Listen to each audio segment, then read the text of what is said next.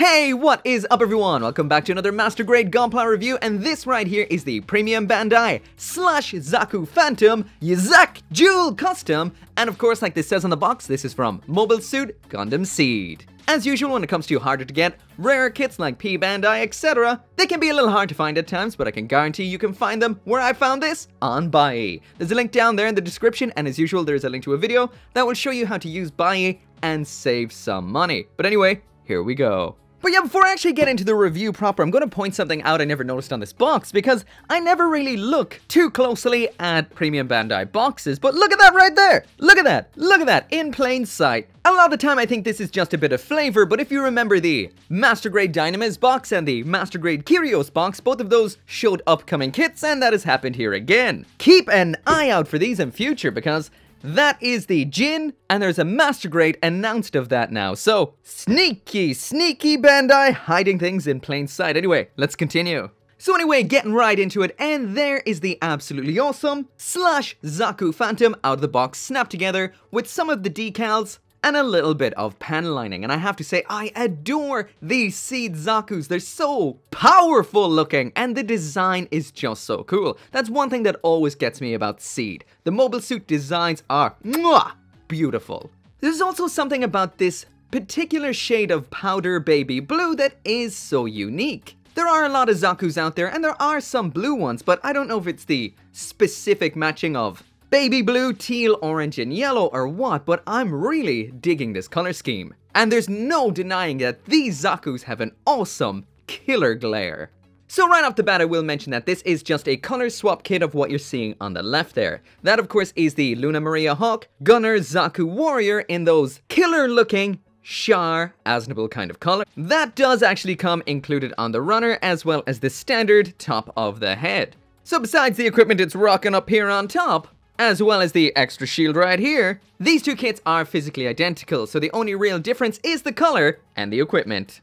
So as usual, that does mean I will be fast-tracking some aspects of this review, so if you want to know more detail about this particular kit, then check out that review. So as for the stickers we have in here, or should I say sticker, we've only got the one pink circle, which is for the mono eye up here on the eye. This is something I like to see. This is some nice color accuracy. As for what else we've got in here, we've got a bunch of water slide decals, very Premium Bandai of this kit, and they all look super nice. These are cool designs. I only used a few of them, which is more than usual, and those are the ones up on the shoulders and on the chest. Also, it's kind of funny that I know Seed is full of acronyms, I don't know many besides SexCam, but Zaku, for some reason, is Zaft Armored Keeper of Unity Phantom.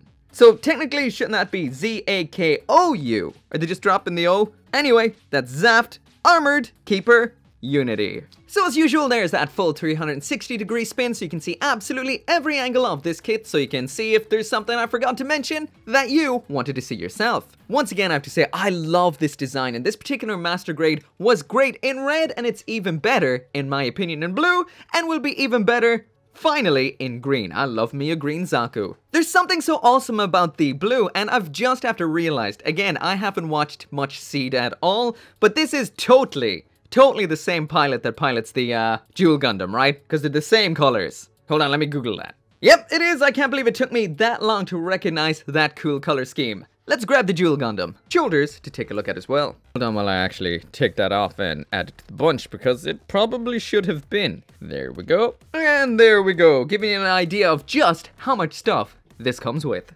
So the hands in here are those swappable finger style hands. Pretty simple as usual, just pop out the fingers, pop in the ones you want, just like that. Simple. Next up in here then we've got that machine gun, and because this is in black, it does mean in a lot of light it is quite hard to see the detailing. It is very detailed and looks very nice. As for what this can do, we've got a handle up front that can flip up and around, just like so. And the ammo drum up top can pull out, and when it's out can flip side to side. We also have left and right trigger fingers, so it can be held in either the left or the right hand. The rifle features a peg on the right hand side, just like you're seeing right now. And by sliding this armor section down, that can be plugged in there into that butt crack. And that is what it looks like plugged in. This kit comes with not one but two beam tomahawks with cool beam effects. I'd give them a good 6.5 out of 10 on the vigorous scale. As far as I can tell, and I could be wrong, but I don't think I am, there is nowhere to store these on the mobile suit when they're not in use. If I'm wrong, let me know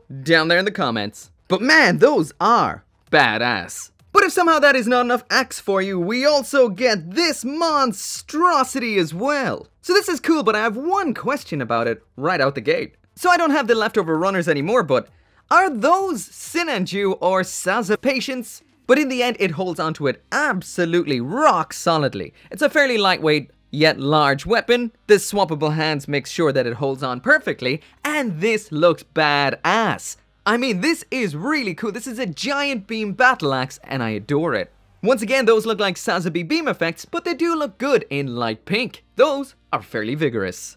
And just to add to how awesome this is, we've got a little swing out mini scythe on the bottom there. That is savage. That is pretty cool for some nice underhand attacks. I love this weapon. Turns out I was gushing about it too early. You actually need to pull it out at these lower segments here, and up here.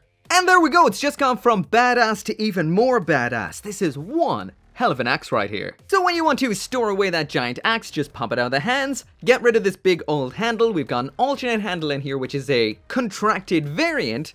Just pop these same parts onto this, make sure it's all folded up, then pop it into that butt crack from before, and it looks like this. As for some of the other accessories that we have in here, we've also got a whole bunch of extra magazines for the machine gun. So we've got 2 under this shield, 2 under this shield, 1 that was on the machine gun already, and finally then we have 1 spare, so that's a total of 6. As for the base adapter, it's time to test that out. I've got it attached in there. Pop them down on the action base, give it a shake!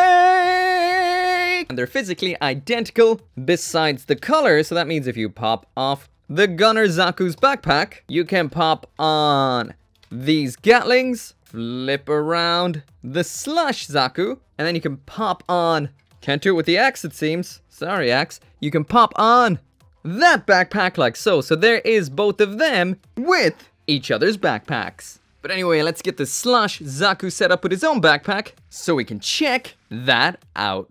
So relatively speaking, this is a simple backpack compared to what we saw with the Gunner Zaku Warrior. So essentially these can just pull up over the shoulders like what you're seeing there, or drop back. That is about it. They also have a bit of pivot right here, which doesn't do a whole lot except maybe aim slightly like that when they're up over the shoulder, but besides that, these are pretty simple, but they do look badass. Honestly, when it comes to my top 3 types of mecha weapons, it's swords, pistols, and Gatling guns. Not necessarily in that order, but they're the ones I love. So anyway, that right there is it for the review. If you want to see the articulation of this particular kit, it's exactly the same as what we would have seen with the Luna Maria Hulk version. So check out that review if you want to know more about what this thing can pull off. But I will mention, this is solid as a rock, so much fun to play around with. It's got cool accessories, and just like the Gunner Zaku Warrior, this is gold tier. Once again, the only differences between this and the standard full release version, which is the red one, is the shoulder, the top of the head, an extra shield, some different weapons including that giant axe, and those Hydra miniguns for up on its shoulders. But I have to say, still I think this is totally worth it, just for how appealing the color scheme and weapon combinations are on this. I love them. Anyway, if you do want one of your own, as usual, you'll be able to get yours through Buyee down there in the description. Make sure to come back for more Gunpla reviews, and I will see you next time. Once again, I cannot finish this video right here without thanking each and every one of you guys. Whether you just watch my videos, like them, or support the channel on the channel memberships and over on Patreon. Like Craig Jerry, Greg Humphrey, Kaiser721, Tyler Sanders, Caleb Engelhardt, Sean T, and the ambassador for Asymmetric Cats.